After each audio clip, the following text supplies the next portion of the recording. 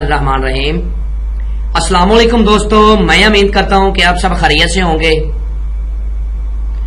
اور آج پھر میں آپ لوگوں کی خدمت میں ایک نہایت ہی آزمودہ، نایاب اور مجرب عمل لے کے حاضر ہوا ہوں، جس کا عنوان ہے 7 دن میں جمیلہ پری کو حاضر کر کے کام لینا۔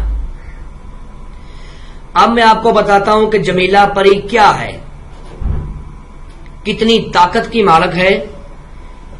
جمیلہ پری ایک قبیلے کی سردار ہے جو بہت ہی حسین و جمیل اور بہت ہی زیادہ رحم دل ہے۔ اس کو تسخیر کرنے کے کئی طریقہ کار ہیں، سفلی بھی ہیں، نوری بھی ہیں، لیکن جو آج میں آپ کو طریقہ کار بتا رہا ہوں وہ نوری طریقہ کار ہے اور بہت ہی سادہ اور سمپل سا ہے۔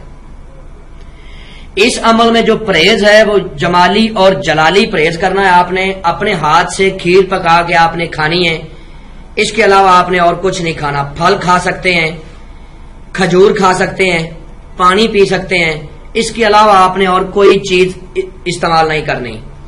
خاص طور پہ پرہیز میں آپ نے حقوق زوجیت سے پرہیز کرنا لازمی ہے۔ ہم بستری اپنی بیوی سے عمل کے دوران آپ نے نہیں کرنی، جب تک 7 دن تک آپ عمل کرتے ہو آپ نے ہم بستری سے مکمل پرہیز کرنا ہے۔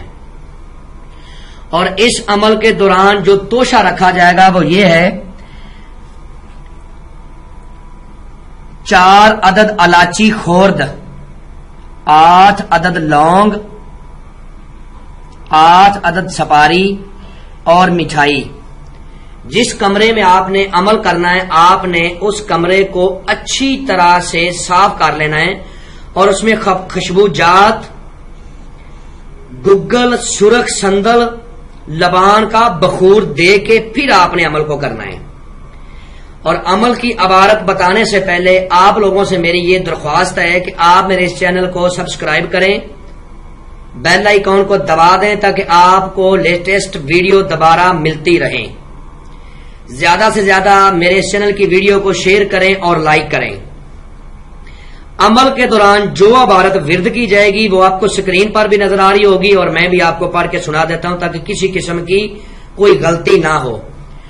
بسم اللہ الرحمن الرحیم۔ اقسمت علیکم یا جمیلہ پری بحق سلیمان بن داؤد علیہ السلام احذروا بحرمات لا الہ الا اللہ محمد رسول اللہ۔ اس عبارت کو آپ نے 1510 مرتبہ پڑھنا ہے۔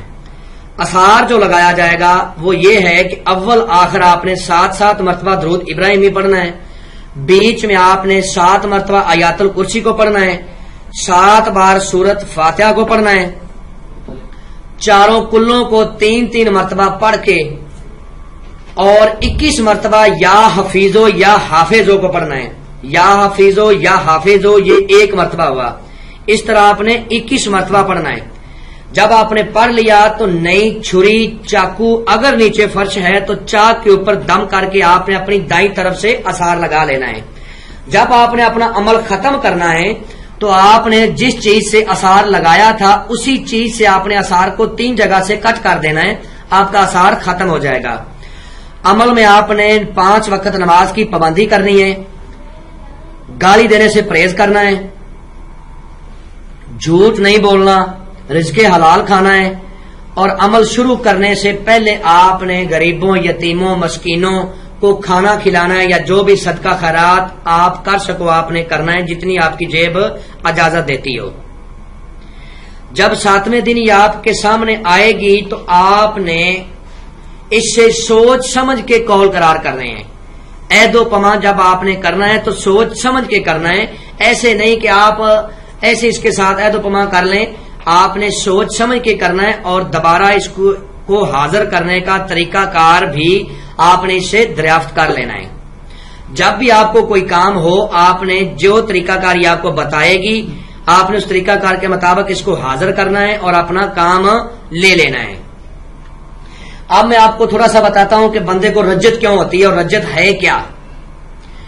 رجت عمل کے دوران اس وقت زیادہ ہوتی ہے جب بندہ عمل شروع کر کے عمل کو راستے میں چھوڑ دیتا ہے، بیچ میں چھوڑ دیتا ہے۔ فار ایگزامپل کہ ایک بندہ سڑک پر جا رہا ہے، میں اس کو آواز دیتا ہوں کہ بھائی ادھر آؤ میری بات سنو، جب وہ میرے پاس آ جائے تو میں اس کو بولتا ہوں کہ میں نے تو آپ کو بلایا ہی نہیں، تو وہ میرے ساتھ اچھا سلوک نہیں کرے گا، برا سلوک کرے گا۔ اور دوسری بات، جب ہم عمل شروع کر لیتے ہیں تو اس کو چھوڑنا نہیں چاہیے، اس کو کمپلیٹ کرنا چاہیے۔ یہ چیزیں جب ہم عمل شروع کرتے ہیں تو ہمارے قریب آنا شروع ہو جاتی ہیں، تو اگر ہم عمل چھوڑ دیں گے تو یہ پھر ہمیں نقصان پہنچاتی ہیں، جن کو عملیات کی دنیا میں رجت بولا جاتا ہے۔ اس نقصان کو، رجت کی دوسری نشانی یہ ہے کہ آثار کو چھوٹا لگانا، آثار ہمیشہ بڑا لگانا چاہیے کہ عمل میں آپ بیٹھے ہوں، آثار میں آپ دائرے میں بیٹھے ہوں تو آپ کا کپڑا وغیرہ جو ہے نا وہ لائن کے ساتھ نہیں لگنا چاہیے۔ رجت اس لیے بھی ہو جاتی ہے کہ بندہ عمل کے دوران اگر پرہیز بتایا جاتا ہے جس عمل میں، اس عمل میں پرہیز نہ کرے تب بھی انسان کو رجت ہو جاتی ہے اور عمل میں بھی ناکامی ہوتی ہے۔ رجت کی 3-4 قسمیں ہیں۔ پہلی قسم کہ راتوں رات بندے کو خونی یا بادی بواسیر ہو جاتی ہے، چمبل وغیرہ اگاتی ہے۔ رجت کی دوسری قسم چلتا کاروبار ٹھپ ہو جاتا ہے، بالکل ٹھپ ہو جاتا ہے۔ رجت کی جو تیسری قسم ہے اور سب سے سخت ہے وہ یہ ہے کہ آپ کا ذہنی توازن درست نہیں رہتا، آپ پاگل پن دورے پڑنے شروع ہو جاتے ہیں، یا پھر ہاتھ پاؤں مڑ جاتے ہیں، یا گردن ٹیڑھی ہو جاتی ہے۔ میں امید کرتا ہوں کہ میں نے آپ لوگوں کو ہر بات واضح سمجھا دی ہے، کوئی بات میں نے پوشیدہ نہیں رکھی۔